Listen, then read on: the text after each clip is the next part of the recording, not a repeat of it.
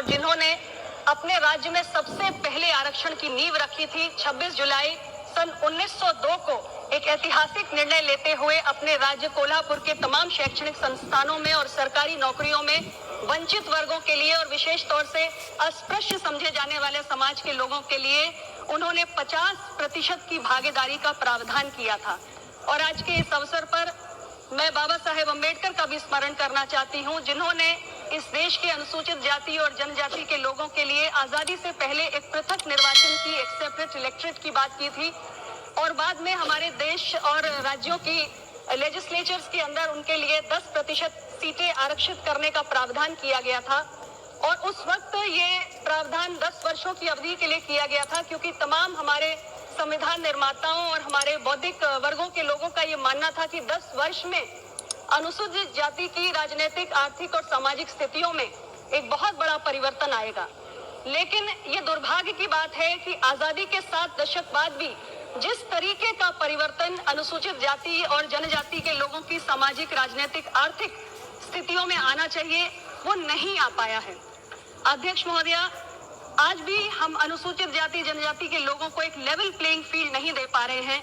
और जीवन के हर क्षेत्र में उन्हें भेदभाव का सामना करना पड़ता है। सरकारी नौकरियों में अनुसूचित जाति जनजाति का जो बैकलॉग है वो तमाम स्पेशल रिक्रूटमेंट ड्राइव चलाने के बाद भी पूरा नहीं हो पा रहा है और ये लगातार बढ़ता ही जा रहा है।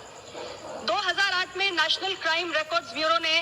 कुछ आंकड़े जारी किए। 2007 से 2017 के बीच 10 वर्ष की अवधि में इन आंकड़ों से ये स्पष्ट हुआ कि देश के अंदर अनुसूचित जाति जनजाति के लोगों के विरुद्ध अपराधों में वृद्धि हुई है और ये वृद्धि 66% की है। हर दिन देश के किसी कोने में इन वर्गों की हमारी बेटियों को कहीं न कहीं दुष्कर्म की घटना का शिकार होना पड़ता है। और हमारे देश के अंदर जो प्रीमियर एजुकेशनल इंस्टीट्यूट्स हैं, उनके अंदर भी आज हम इतना स्वच्छ वातावरण कायम नहीं कर पाए हैं कि कास्ट डिस्क्रिमिनेशन के चलते SC/ST समाज के जो बच्चे इन प्रीमियर एजुकेशनल इंस्टीट्यूट्स में पढ़ने जाते हैं, अक्सर कास्ट बेस्ड डिस्क्रिमिनेशन के कारण उनके सुसाइड की, उनके प्रताड़ना की खबरें अखबारों में प्रकाशित होती हैं।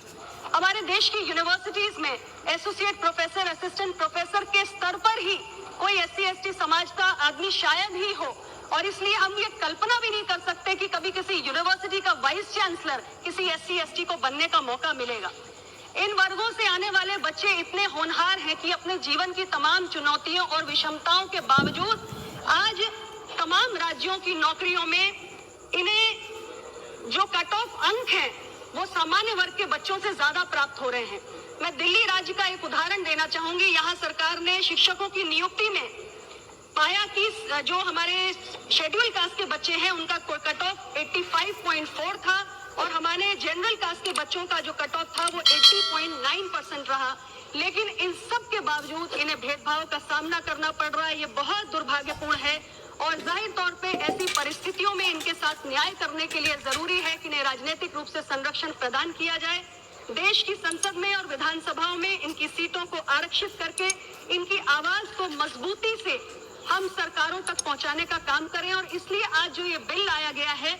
इससे 10 वर्षों के लिए इस आरक्षण की अवधि को बढ़ा दिया गया है, जिससे 131 लोकसभाओं की और 527 विधानसभाओं की सीटें पुनः आरक्षित हो जाएंगी और इस वर्ग के राजनीतिक सशक्तिकरण के लिए बेहद महत्वपूर्ण कदम है। और इसके लिए मैं सरकार का अभिनंदन करती हूँ, स्वागत करती हूँ। और एक अंतिम बात कहते हुए मैं अपनी बात को समाप्त करूंगी कि एंग्लो इंडियन कम्युनिटी, मैं आंकड़ों पे नहीं जाना चाहती कि रजिस्ट्रार जनरल ऑफ इंडिया के आंकड़े 296 हैं, लेकिन हमारे जो संसद सदस्य जो जनता के बीच में हमेशा काम करते रहते हैं, उनके अनुसार उनकी संख्या लाखों में है। लेकिन मैं मेरी बहन सुप्रिया सुले जी